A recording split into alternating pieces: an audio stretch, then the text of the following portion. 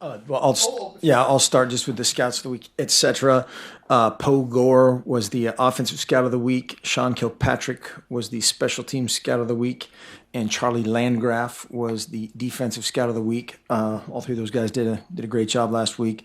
Also wanted to just say thanks to Haloti and Christina Nada that were kind of special guests. Obviously, him being honored this weekend was just great to have them back. Wish we could have played him a little bit, but great to have them here. And then obviously the news kind of this morning and early this morning, Austin Malawata has been dismissed from the program. Just a series of very poor decisions and poor actions, and he's not with the team. Now question? Okay. Ryan? Mark, in your years of doing this, have you ever had a season like this as challenging in terms of the availability of guys, whether it's injuries or suspensions? I think the latter, yeah. There's been times in past history where there's been a lot more issues with that, a lot more off-field things. For the injury part of it, I don't think so. But everybody kind of over dramatizes. What's the right word? Dramatizes things. But yeah, we've had a bunch of them, but a lot of other people have as well.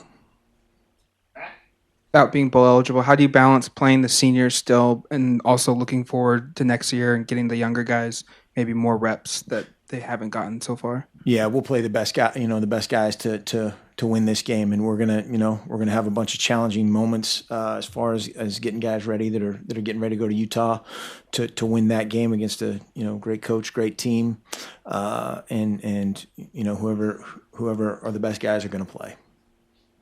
Joey. Dylan Mitchell, was back there returning punts. What'd you see out of him to put him back there? How much has he developed over the course of this season? Yeah, he's a guy that just hasn't been available for the majority of the year, and now he's kind of making a statement just by what he's done in practice. Didn't get too many opportunities, unfortunately, in the game to make too much happen, either offensively or in the return game.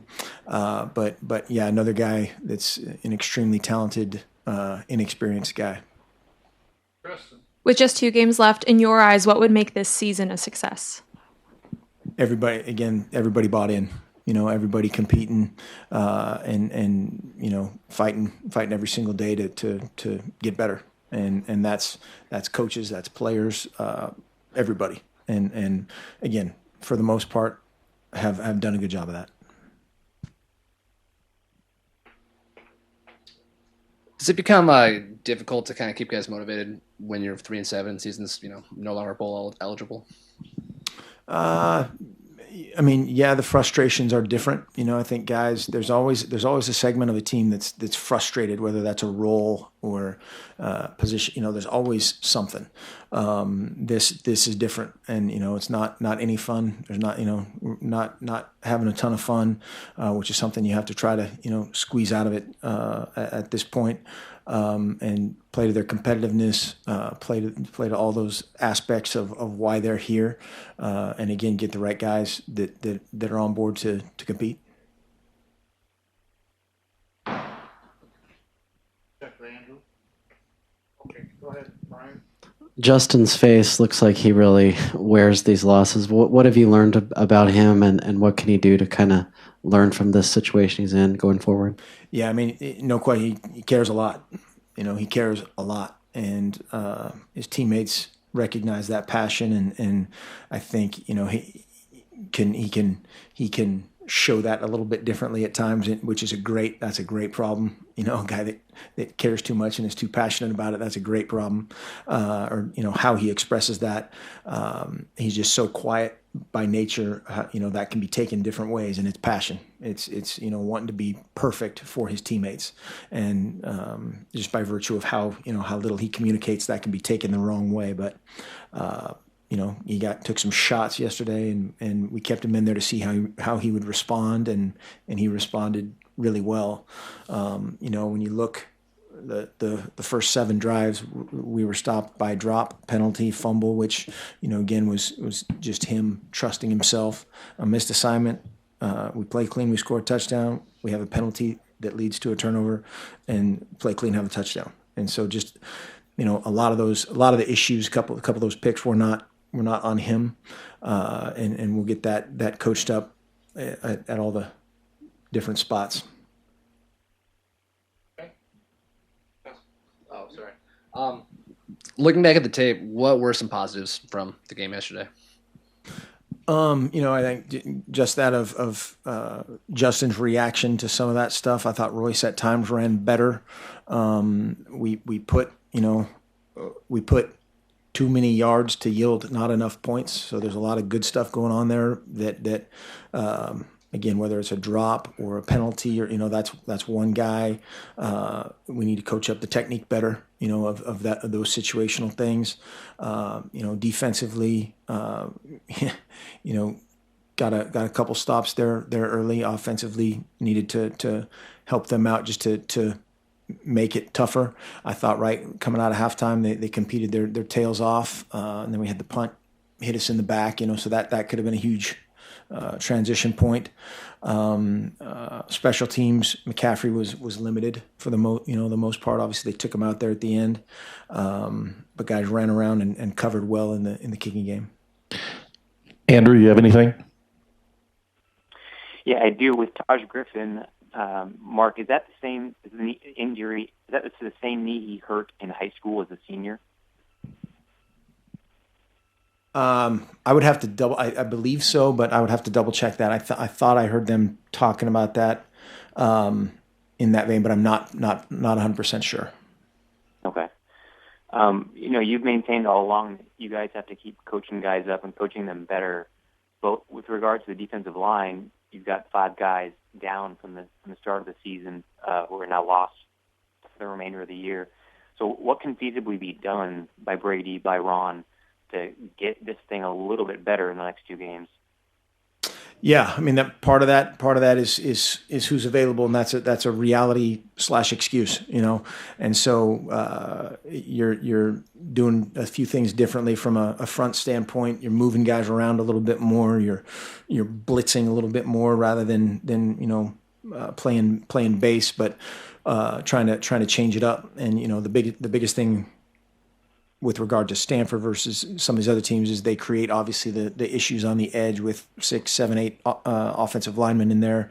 And so we can't just put in 8 D linemen that we don't have. So that creates a challenge, but challenges are opportunities as well.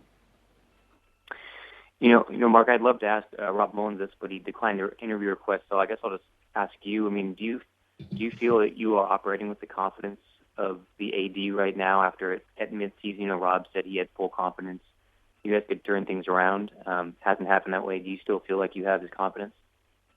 Well, obviously he's the only one that can answer that, but I have total confidence in what we're doing. Obviously the results again have not been what anybody wants, and I'm responsible for that. Period. We didn't play well.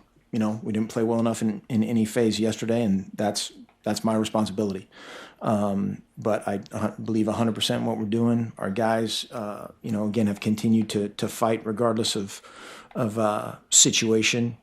We had a great weekend from a recruiting standpoint, and that's always one of those weird situations of you think the world's coming to an end, and there's 6 guys that are fired up about their opportunity, and so we will continue to fight. We'll continue to do the right things, and it will turn.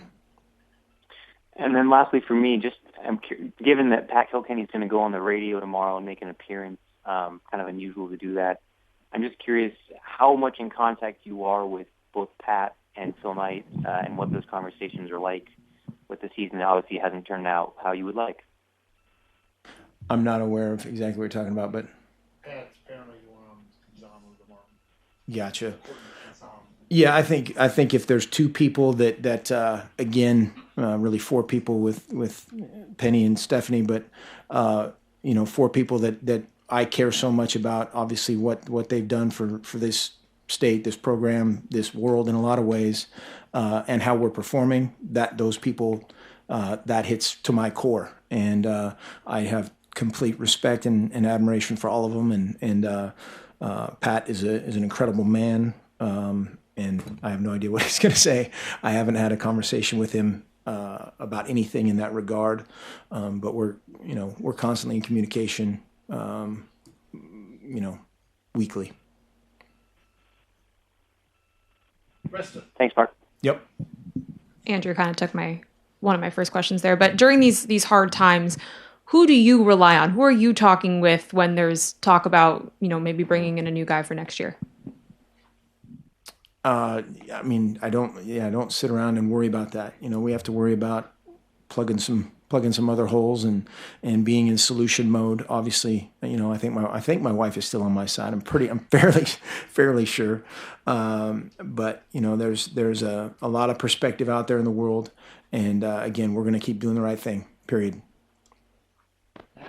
I think last week or 2 weeks ago, you went on Portland radio and they asked you about who do you hear from a positive standpoint, and you said that a lot of recruits are coming to you in positive manner. What have you heard from them about this season, and why have they stuck so positively with you so far, and what they've said?